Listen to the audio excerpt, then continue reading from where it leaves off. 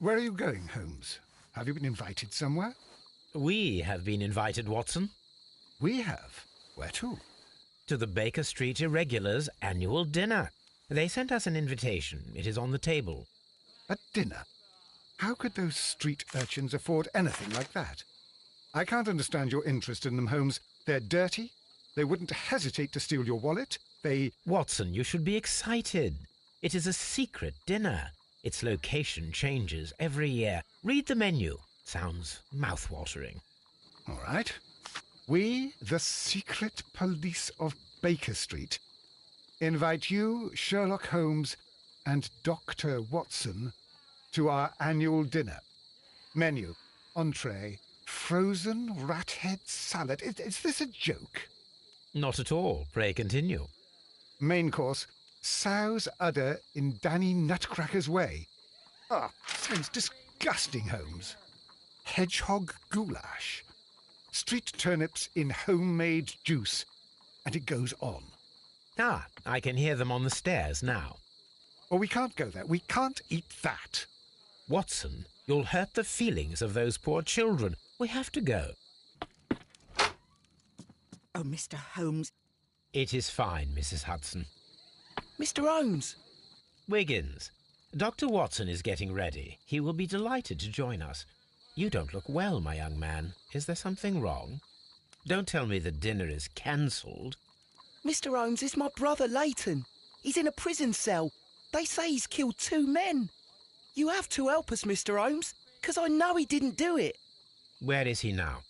From what I've heard, they took him to the yard, and they gave him a good beating already. You know what they're like.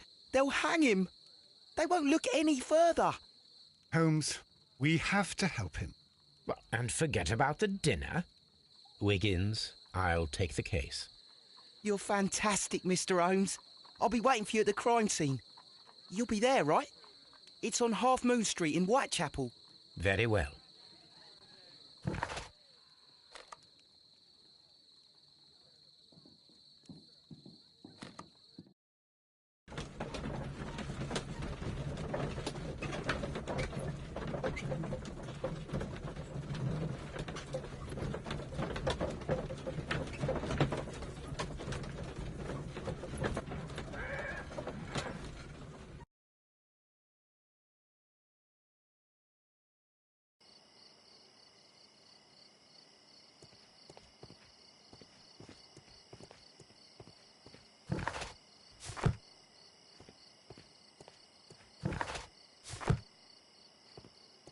Locked. Locked.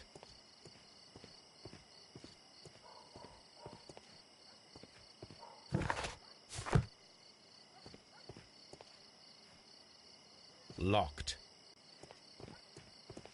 Holmes. Locked.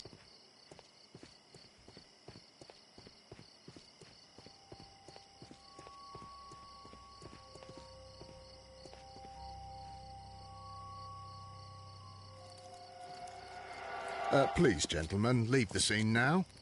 Oh, Mr. Holmes, is that you? Good evening, Constable... Constable Marrow. I was here with Inspector Aberline during the Ripper case, Mr. Holmes, back in '88. But then this is nothing like that case. With this one, we've got the murderer, the weapon, and the statements, which speak for themselves. Of course, Marrow. But you know that appearances can sometimes be deceiving. Who were the victims? The 2 men here, both shot. The stab fellow was Brian Vercotti, a well-known ruffian. The other, Kenneth Butler, a jeweller by trade. You spoke of statements. You have witnesses? Well, I was there, so I gave my own statement. And then there were 2 other witnesses who said they saw the killer Chapman. Mr. Turner, a gentleman who lives in that flat over there. And Polly Powell, a flower seller, who was over at the far side of the street. So, Constable Marrow, I should be delighted to hear your testimony. I was standing at the north side of Half Moon Street. that was the side that you came from. But you would have been unable to observe this part of the street, where we are standing now. That is correct. But I saw the two victims slowly enter Half Moon Street, and then shortly after, the fireworks started. A few minutes after that, the fellow Chapman rushed towards me and ran into Half Moon Street. Please continue. I didn't pay attention, but suddenly I heard a woman's cries and police whistles on the other side of Half Moon Street. I rushed over there and I saw the two dead bodies on the ground. When I reached Whitechapel Street, I saw Leighton Chapman. He'd been caught by two police constables. Did you hear the shots? I didn't hear any shots. The fireworks were all over the sky. They were so loud I couldn't... What were the fireworks? Well... yes, I appear to have lost track of the days. Constable Marrow, what else caught your attention while you were running? I saw nothing but rats, and I took the time to light every corner with...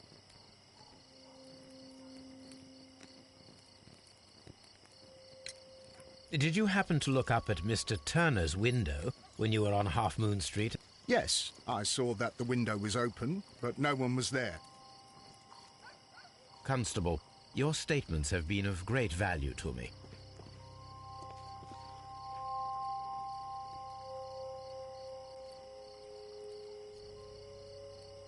The bullet struck his head.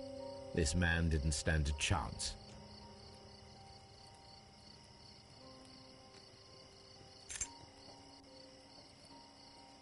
This is an ordinary key. I wonder what kind of door it opens.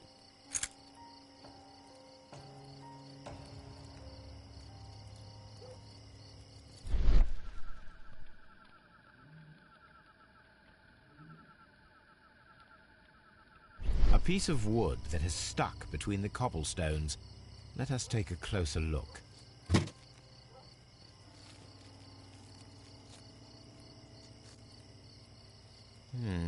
This shard of wood is quite new.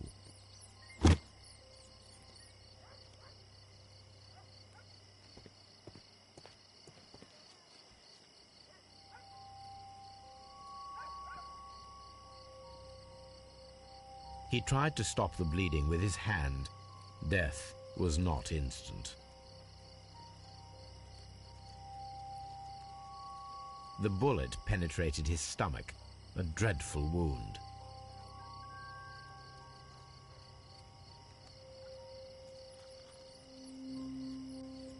A tattoo from Westgate Prison. Vacotti must have done some time there.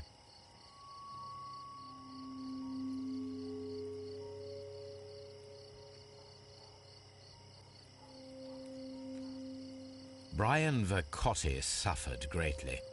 What a terrible way to die.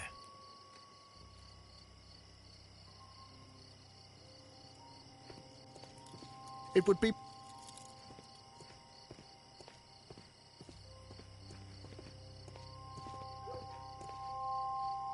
I'll do anything to save my brother, Mr. Holmes.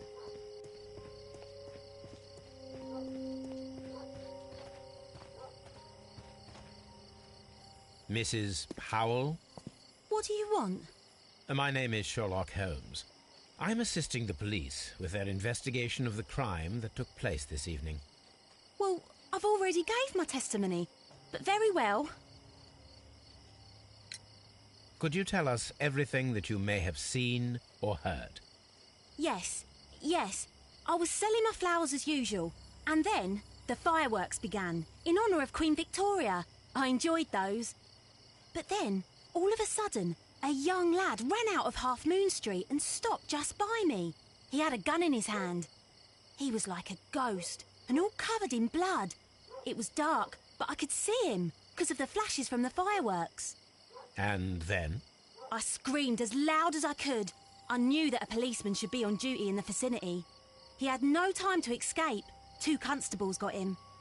Then another constable came out from the very same street, and I heard him talking of a horrible murder. Mrs. Powell, did you hear the... I'm not sure.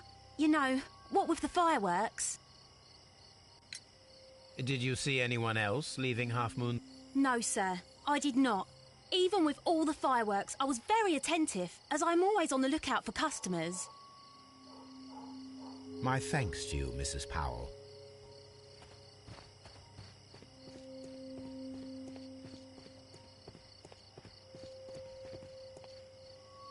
Good evening, Mr. Turner.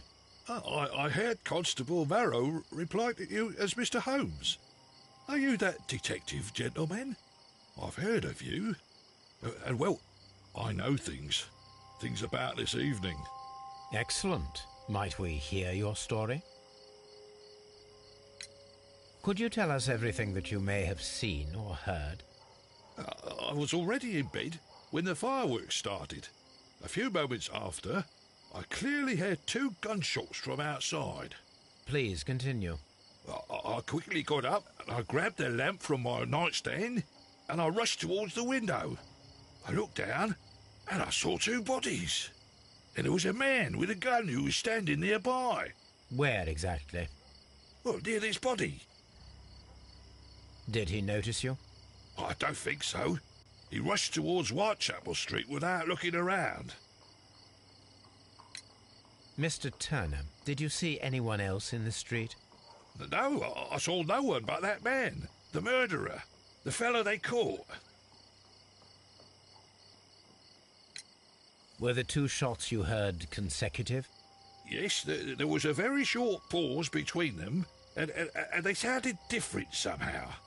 It seemed to me that the second shot was louder than the first. That is an interesting comment. Mr. Turner, what were your actions after you stepped up to the window? I was afraid that the man with a gun might return, so I stayed close to the window till I saw the policeman coming in the Half Moon from Whitechapel. Then I walked out to tell them everything I saw.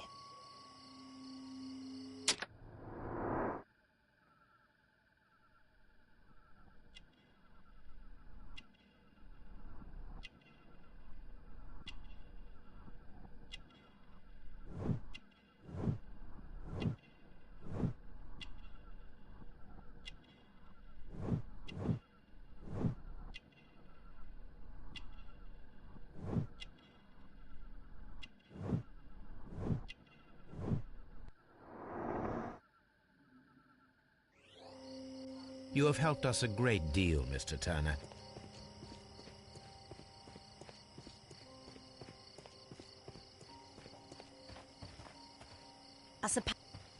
Such a young man, and already a murderer.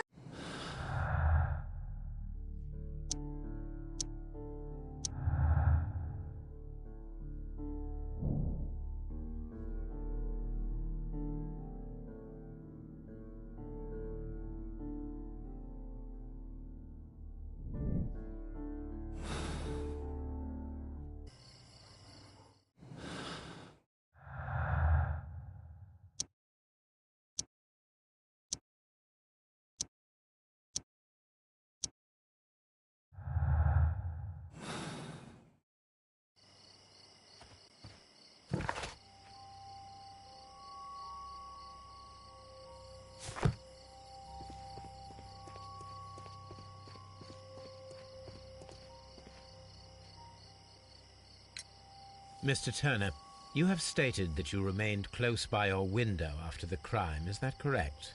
Oh, yes, Mr. Holmes. I stayed at my window until the policeman arrived to examine the dead bodies. That is very interesting, Mr. Turner. Constable Marrow stated that he did not see anyone at the window when he was running through Half Moon Street. Well, I think Constable Marrow and me, we might have been distracted by the whistles and shouts coming from Whitechapel. We could have missed each other somehow. You understand what I mean? It was a bit of a stressful moment to tell. Allow me to form my own theories, Mr. Turner. Would you mind showing me the view that you had from your window? Not at all, Mr. Holmes. Please, follow me. Mr. Turner appears to live very modestly. Mr. Turner was roused from his bed by the sound of gunshots.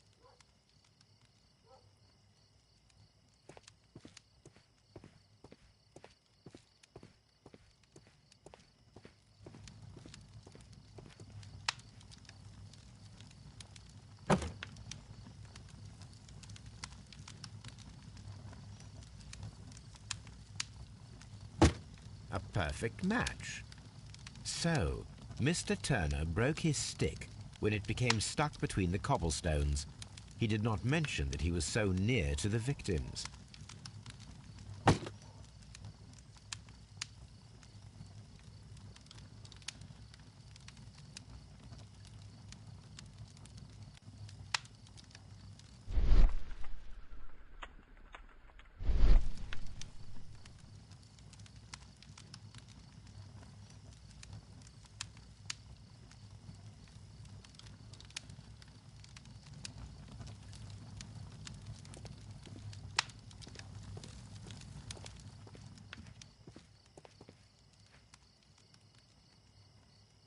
This kitchen knife is quite sharp.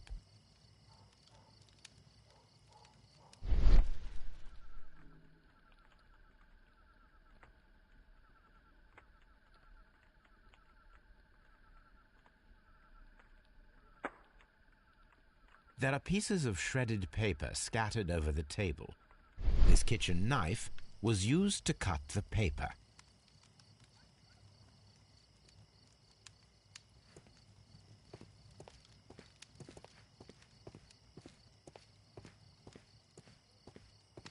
Anything else you would like to know, Mr. Holmes?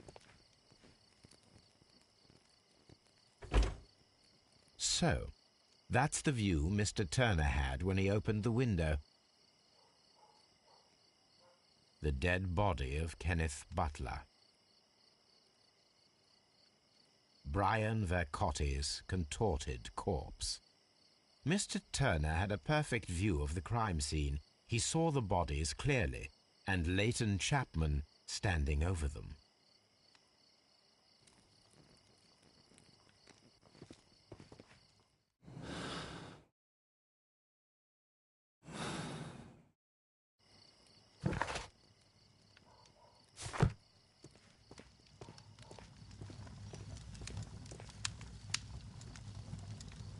This fire is dying out. It was last tended to over an hour ago.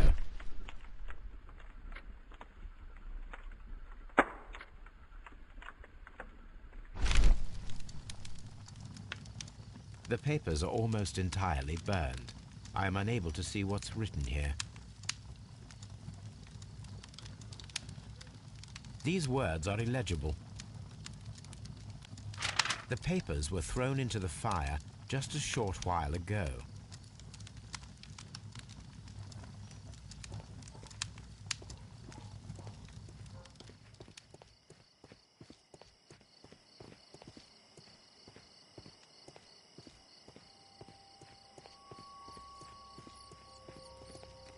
It would be my pleasure to assist you with your investigation, Mr. Holmes.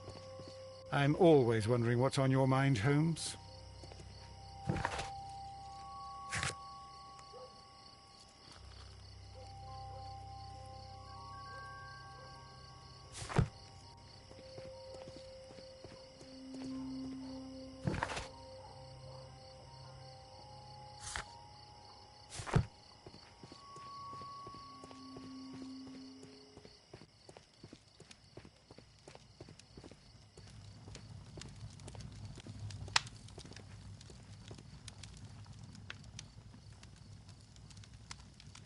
The books on this shelf are in a mess.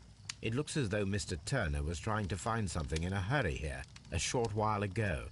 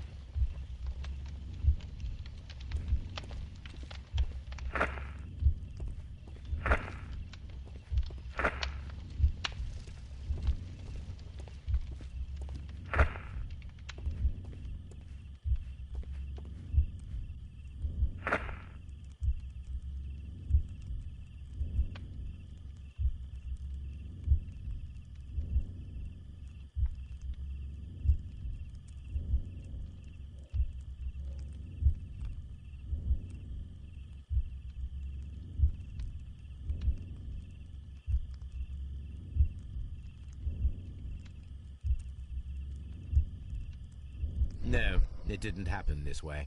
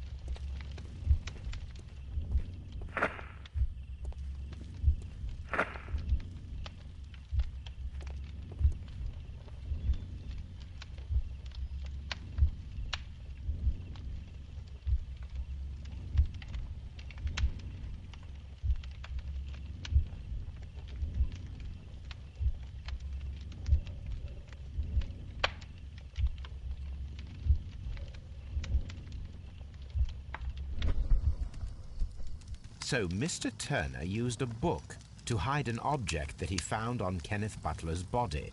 The question is, what did he find?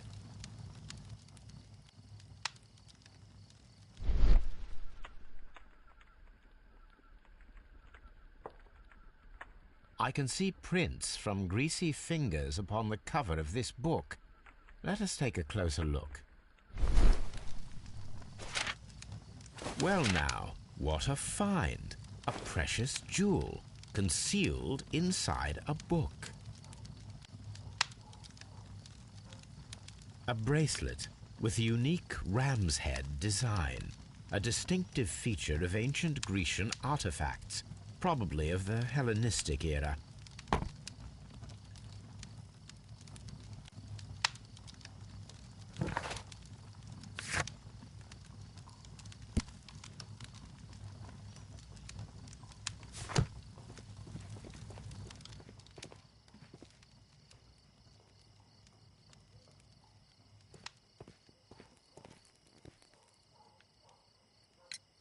Mr. Turner, how would it be possible for a man of advanced years, such as yourself, to rush from his bed to the window in a matter of seconds, as you have stated? Well, I'm able to move very quickly, despite my age. And when the situation requires it, Mr. Holmes.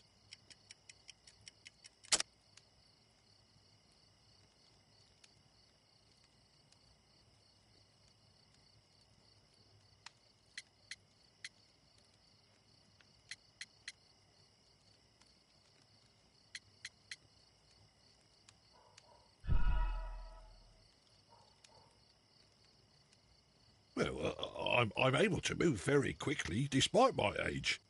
And when the situation requires it, Mr. Holmes.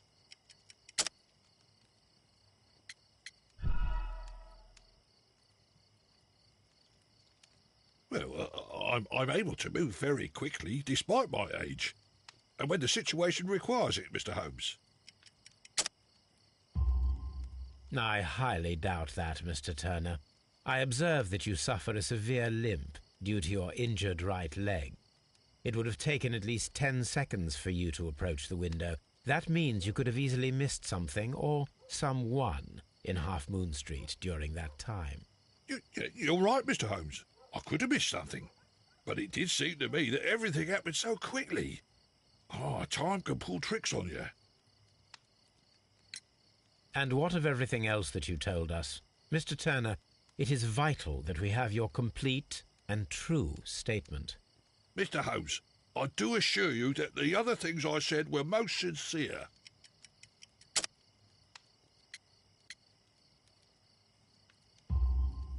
Mr. Turner, you were not sincere with me. Not then, and not now. But Mr. Holmes... This, Mr. Turner, does not look like anything that a poor man might possess. It is worth more than the home that you live in. I can explain. No, merely correct me if I am wrong. You saw Leighton Chapman through the window, but you also noticed a glittering object on the ground, this precious jewel. You walked down and took the bracelet from the body of Kenneth Butler, and when you heard the whistles, you hurried away. That broke your walking stick. It caught fast between the cobbles. Constable Marrow was unable to see you in the window as you were climbing up the stairs on your way back to your flat. Upon returning home, you hid the precious jewel inside a book.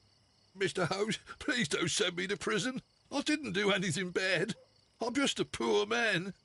When I chanced upon the bracelet, I saw it as an opportunity to make a little money. I was desperate. I only took the bracelet, that's all, I swear. You made a mistake by lying to me.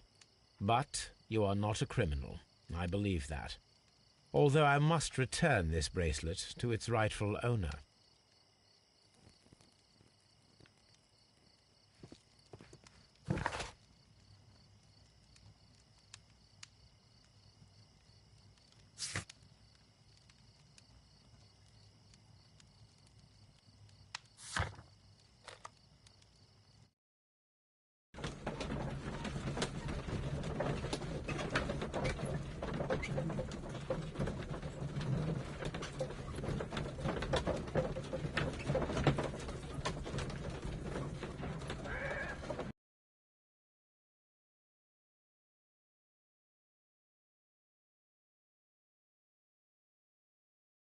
Mr. Holmes, whatever brings you here so late at night?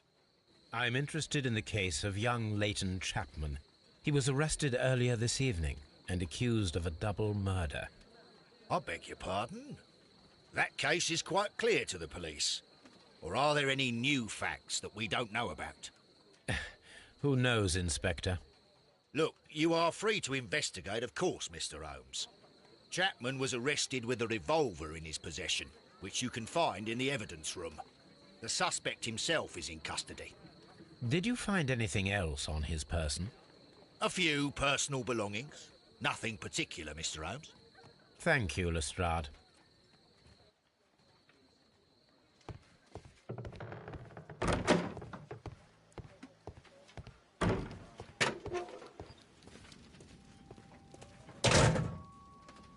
So this is the gun that Leighton was holding when he was caught by the police. It is a Webley revolver, a reliable weapon. It seems as though the shells were not removed from the cylinder.